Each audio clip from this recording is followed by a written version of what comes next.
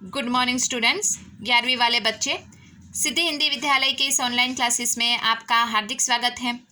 अब बच्चों, यहाँ पे हमारा ये जो तीसरा लेसन चल रहा है, अप्पू के साथ 2.5 साल, जो पथेर पांचाली फिल्म बंगला भाषा में सत्यजीत राय ने लिखी है और इसमें फिल्म भी बनाई गई है, जिसमें से ये अप्पू के साथ 2.5 साल ये दिया गया है हिस्सा। ये जो फिल्म है करीबन बच्चों 2.5 या 3 साल तक मतलब उसका काम चला। क्योंकि यहाँ पे हमने देखा जो लेखक है सत्यजीत राय, वो एक एडवर्टाइजमेंट की कंपनी में काम करते हैं। ये हम थोड़ा रिवीजन कर रहे हैं। हर एक नेक्स्ट वाले वीडियो में एक एक वीडियो में हमने आगे वाले का मतलब रिवीजन किया है। वो एडवर्टाइजमेंट की कंपनी में काम करते हैं।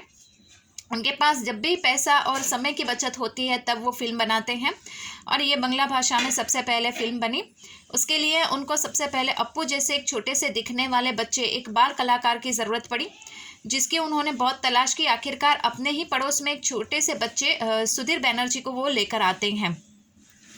ये सुधीर बैनर्जी जो होता है वो अप्पू बनता है। उसके साथ एक छोटा सा पात्र और उसकी बहन दुर्गा और एक 80 साल की जो औरत होती है वो। तो पार्ट में करीबन मतलब फिल्म में बहुत सारे ऐसे कलाकारों को लिया जाता है।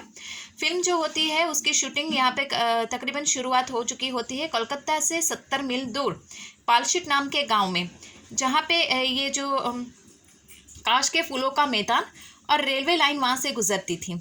एक दिन मतलब 2 दिन का शूटिंग का काम था। एक दिन वो वहाँ पे पहुँचे, सुबह से लेकर शाम तक की शूटिंग की। लेकिन दूसरे दिन जब उनको गए तो वहाँ पे उन्होंने सोचा कि हम थोड़े दिन के बाद यहाँ पे आएंगे। किसी काम की वजह से उनको वापस लौटना पड़ता है। हफ्ते भर के बाद वो आकर देखते हैं तो काश के फूलों का मैदान पूरा साफ हो गया होता है, क्योंकि जानवरों ने काश के फूलों को सारे के सारे यहाँ पे पैरों के तले यहाँ पे दबा कर रख दिया था। तो काश के फूल अब नहीं हैं। तो मतलब पूरा जो फिल्म में जो दृश्य दिखाना था वो थोड़ा मुश्किल बन गया था। अब आखिरकार काश के फूल शरद ऋतु में आते हैं। इसके लिए उनको पूरा 1 साल इंतज़ार करना पड़ा। 1 साल के बाद वो वापस आते हैं और पूरी अपने अधूरी फिल्म का जो शूटिंग बाकी होता है वो वहाँ पे काश के फूलों के मैदान में पूरा करते हैं। अब यहाँ पे तकरीबन यहाँ तक हमने देखा था। अब यहाँ पथेर पांचाली फिल्म से शुरुआत करते हैं, वहाँ से बाकी है। पथेर पांचाली फिल्म में जब यह सीन दिखाई देता है तब दर्शक पहचान ही नहीं पाते हैं कि उस सीन में हमने 3 अलग अलग रेलगाड़ियों का इस्तेमाल किया है। आज के डीजल और बिजली पर चलने वाली इंजनों के युग में यह दृश्य उस समय से हम चित्रित न कर पाते। आर्थिक अभाव के कारण बहुत दिनों तक हमें अलग अलग समस्याओं से जूझना पड़ा। एक उदाहरण देता हूँ। मतलब यहाँ पे बच्चों, आज भी जब ये बंगला भाषा में, अब तो हिंदी में भी उसका रूपांतर किया गया है पथेर पांचाली फिल्म का। आज भी लेखक का कहने का मतलब है, हम ये फिल्म देखते हैं आज के ज़माने में तो भी हम उसको देखकर ये नहीं कह सकते हैं कि लेखक को ये फिल्म बनाते समय इतनी सारी मतलब परेशानियों का सामना करना पड़ा और उसमें 3 अलग अलग रेलगाड़ियों को दिखाया गया।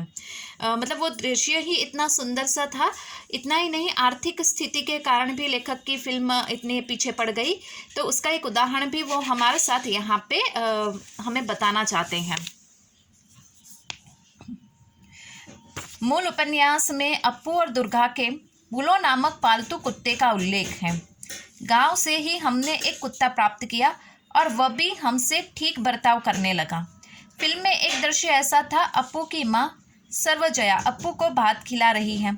बुलो कुत्ता दरवाजे के सामने आंगन में बैठकर अप्पू का भात खाना देख रहा है। अप्पू के हाथ में छोटे तीर कमान है। खाने के उसका पूरा ध्यान नहीं है। वह माँ की ओर पीठ करके बैठा हुआ है। वह तीर कमान खेलने के लिए उतावला है। अप्पू खाते खाते ही कमान से तीर छोड़ता है। उसके बाद खाना छोड़कर तीर वापस लेने के लिए जाता है। सर्वजया बाएं हाथ में वह थाली और दाहिने हाथ में निवाला लेकर बच्चे के पीछे दौड़ती है, लेकिन बच्चे के भाव देखकर जान जाती है कि वह अब कुछ नहीं खाएगा। बुलो कुत्ता भी खड़ा हो जाता है। उसका ध्यान सर्वजया के हाथ में जो भात की थाली है उसकी ओर है। इसके बाद वाले शॉट में हमें ऐसा दिखाना था कि, अब बच्चों यहाँ पे जितना हमने पढ़ा वो पहले समझ लेते हैं। अर्थात ये फिल्म में अब जैसे कि यहाँ पे अप्पू है, छोटा सा बच्चा, उसकी बहन दुर्गा, 80 साल की जो औरत है वो।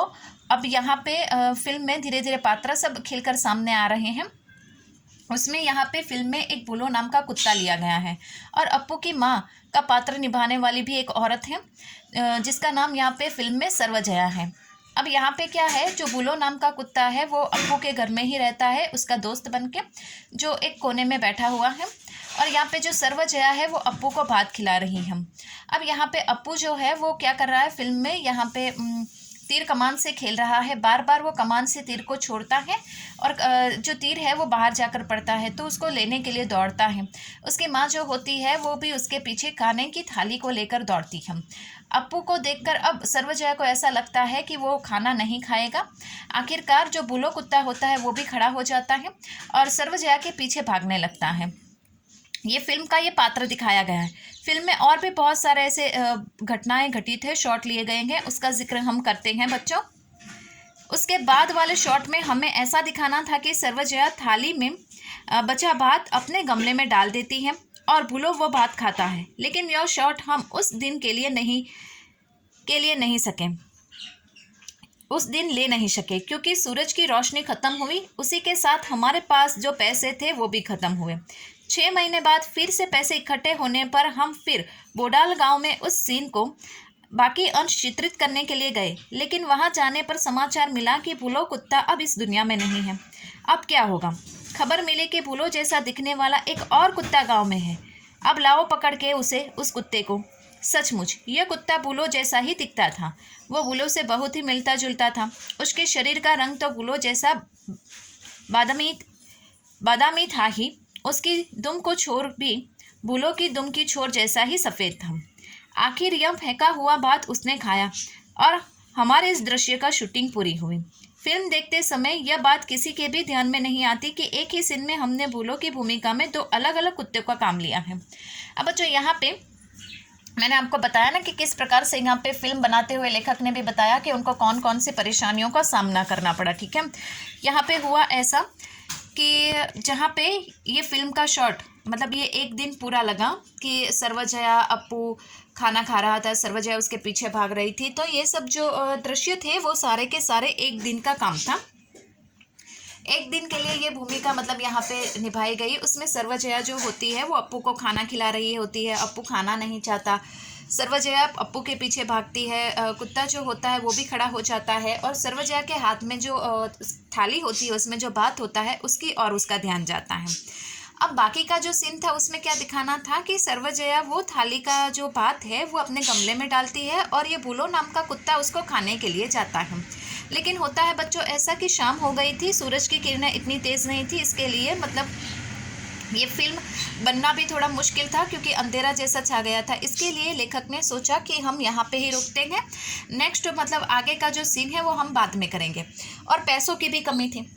करीबन यहाँ पे 6 महीने के बाद पैसों की व्यवस्था करके जिस गांव में ये फिल्म का दृश्य शूटिंग हो रही थी उस गांव में आते हैं और वापस वही बुलो नाम का कुत्ते को ढूंढने के लिए जाते हैं।